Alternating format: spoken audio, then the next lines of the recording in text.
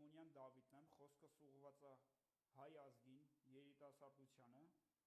ինչպես նաև ես իմ զորակցությունը և շնորհակալությունն եմ հայտնում Իրանի Իսլամական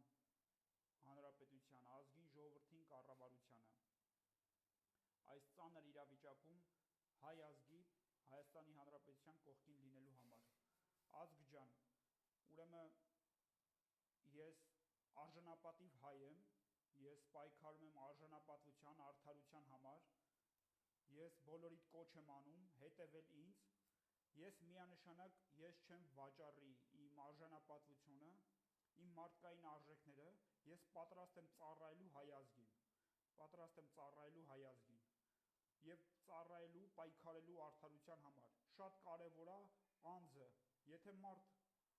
անձը արժանապատիվ է, առաջնորդը արժանապատիվ է, ապա հաջողություն միանշանակ լինելու է։ Ես բոլորիդ կոչ եմ անում հետևեք ինձ և միանշանակ արդյունքը ապահովելու է։ Միանշանակ, քանի որ ես արժանապատիվ հայ եմ, ես չեմ վաճառում իմ արժեքները, իմ մարդկային տեսակը ես չեմ վաճառում գումարի համար։ Ազգ ջան, հետևեք ինձ, ես